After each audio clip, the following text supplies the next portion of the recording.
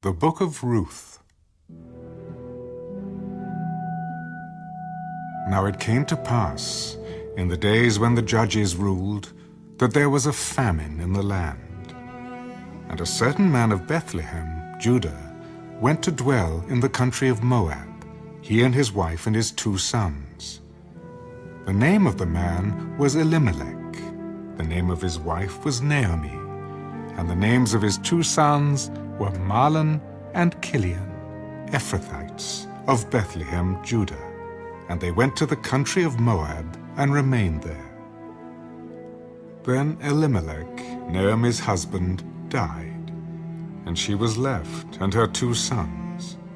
Now they took wives of the women of Moab. The name of the one was Orpah, and the name of the other Ruth.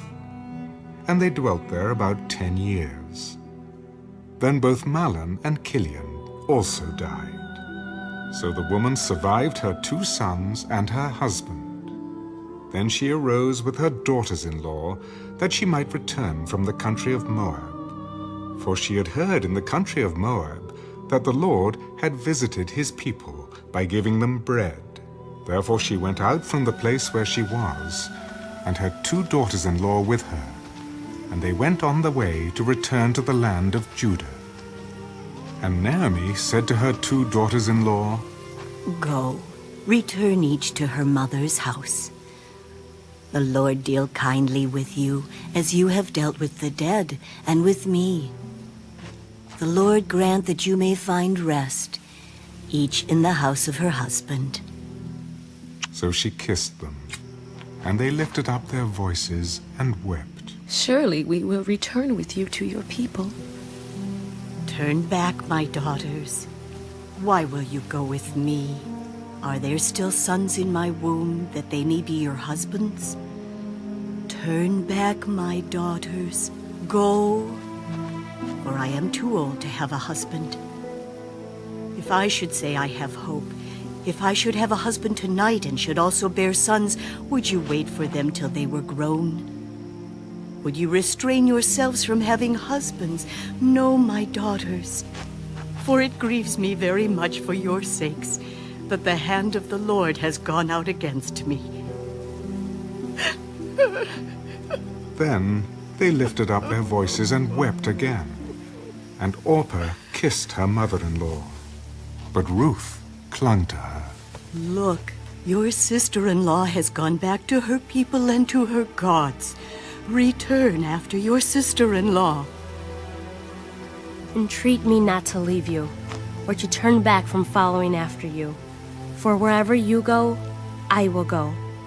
And wherever you lodge, I will lodge. Your people shall be my people, and your God, my God. Where you die, I will die, and there will I be buried. The Lord do so to me, and more also, if anything but death parts you and me. When she saw that she was determined to go with her, she stopped speaking to her. Now the 2 of them went until they came to Bethlehem. And it happened, when they had come to Bethlehem, that all the city was excited because of them. And the women said, Is this Naomi? Do not call me Naomi. Call me Mara, for the Almighty has dealt very bitterly with me. I went out full, and the Lord has brought me home again empty. Why do you call me Naomi, since the Lord has testified against me, and the Almighty has afflicted me? So Naomi returned, and Ruth the Moabitess, her daughter-in-law with her, who returned from the country of Moab. Now they came to Bethlehem at the beginning of barley harvest.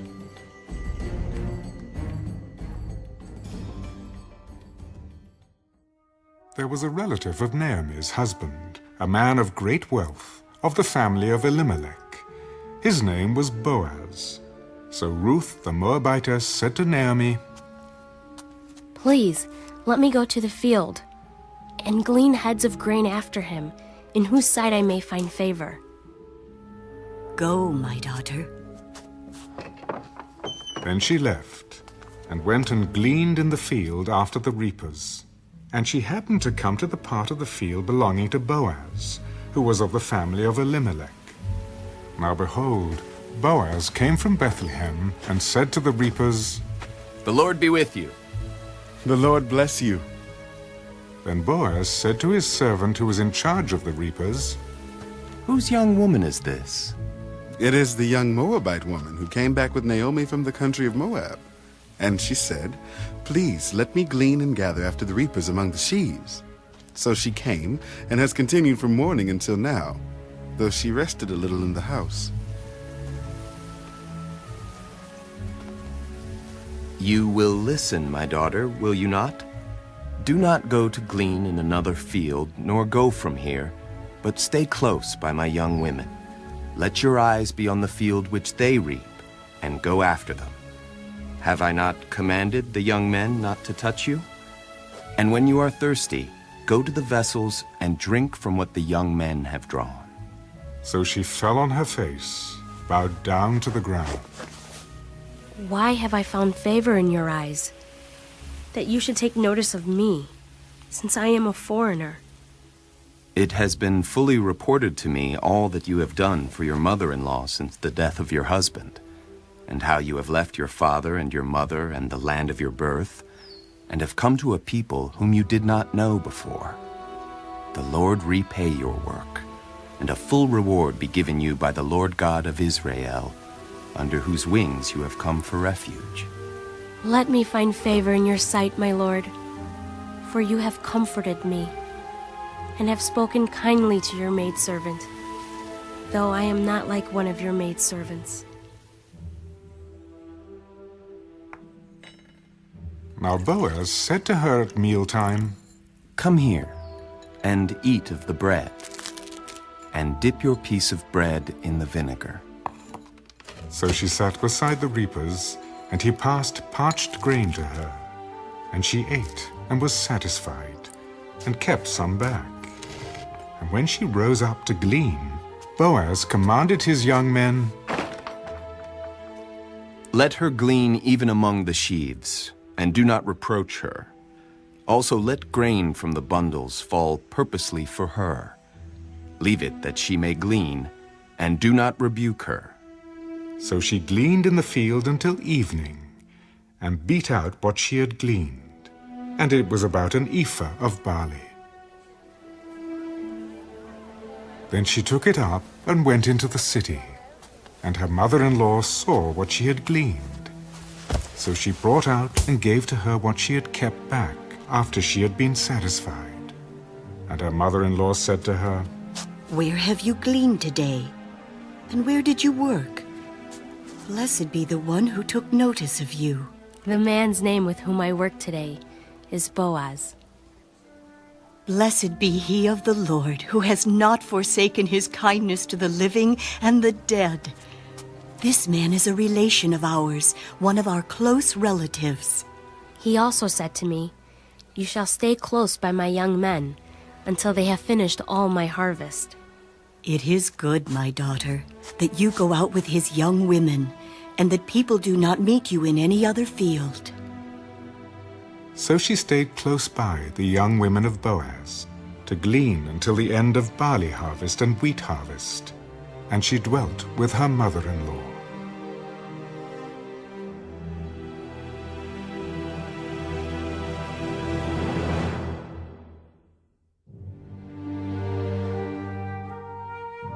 Then Naomi, her mother-in-law, said to her, My daughter, shall I not seek security for you, that it may be well with you?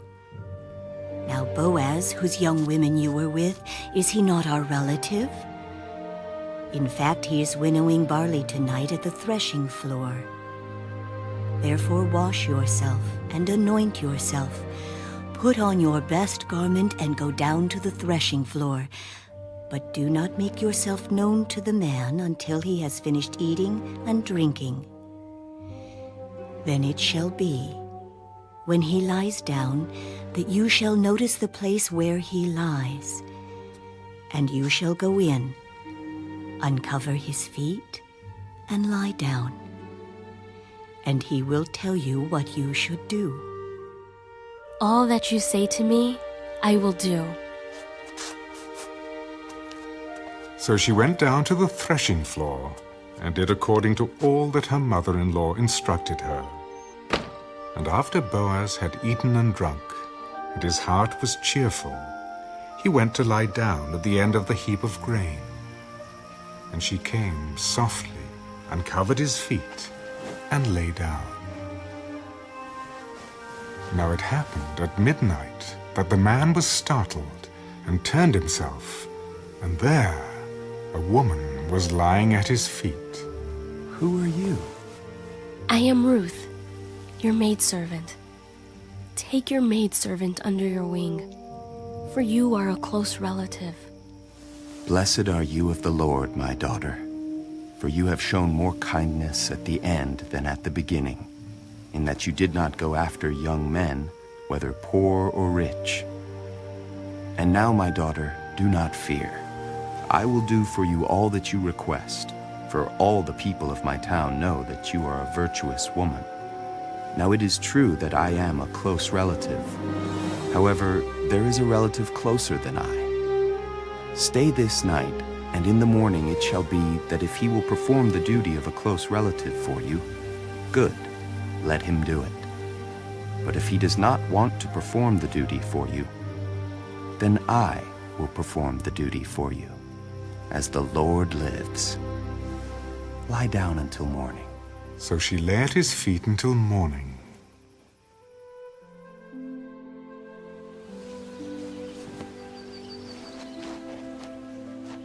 And she arose before one could recognize another. Do not let it be known that the woman came to the threshing floor.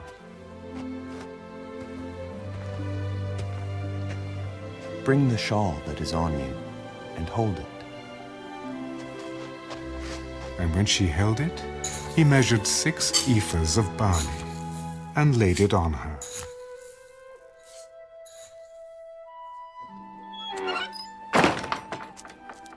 Then she went into the city. When she came to her mother-in-law, she said, Is that you, my daughter? Then she told her all that the man had done for her. And she said, These 6 ephahs of barley he gave me, for he said to me, do not go empty-handed to your mother-in-law.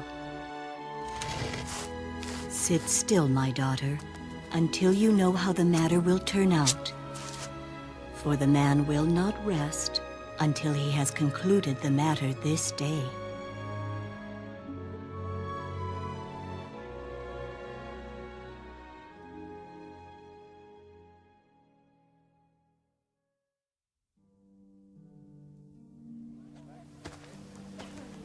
Now Boaz went up to the gate and sat down there, and behold, the close relative of whom Boaz had spoken came by. Come aside, friend. Sit down here. So he came aside and sat down. And he took 10 men of the elders of the city. Sit down here. So they sat down. Naomi, who has come back from the country of Moab, sold the piece of land which belonged to our brother Elimelech. And I thought to inform you, saying, buy it back in the presence of the inhabitants and the elders of my people. If you will redeem it, redeem it. But if you will not redeem it, then tell me, that I may know. For there is no one but you to redeem it, and I am next after you. I will redeem it. On the day you buy the field from the hand of Naomi, you must also buy it from Ruth the Moabitess, the wife of the dead, to perpetuate the name of the dead through his inheritance. I cannot redeem it for myself, lest I ruin my own inheritance. You redeem my right of redemption for yourself, for I cannot redeem it. Now this was the custom in former times in Israel concerning redeeming and exchanging. To confirm anything, one man took off his sandal and gave it to the other, and this was a confirmation in Israel. Therefore the close relative said to Boaz, Buy it for yourself. So he took off his sandal And Boaz said to the elders and all the people, You are witnesses this day that I have bought all that was Elimelech's, and all that was Kilion's and Mahlon's, from the hand of Naomi. Moreover, Ruth the Moabitess, the widow of Mahlon, I have acquired as my wife, to perpetuate the name of the dead through his inheritance, that the name of the dead may not be cut off from among his brethren, and from his position at the gate. You are witnesses this day. We are witnesses. The Lord make the woman who is coming to your house like Rachel and Leah, the two who built the house of Israel. And may you prosper in Ephrathah and be famous in Bethlehem. May your house be like the house of Perez, whom Tamar bore to Judah, because of the offspring which the Lord will give you from this young woman. So Boaz took Ruth, and she became his wife. And when he went into her, the Lord gave her conception, and she bore a son. Then the women said to Naomi, Blessed be the Lord, who has not left you this day without a close relative, and may his name be famous in Israel. And may he be to you a restorer of life and a nourisher of your old age. For your daughter-in-law, who loves you, who is better to you than 7 sons, has borne him. Then Naomi took the child and laid him on her bosom, and became a nurse to him. Also the neighbor women gave him a name. There is a son born to Naomi. And they called his name Obed. He is the father of Jesse, the father of David. Now this is the genealogy of Perez. Perez begot Hezron. Hezron begot Ram, and Ram begot Amminadab. Amminadab begot Nahshon, and Nahshon begot Salmon.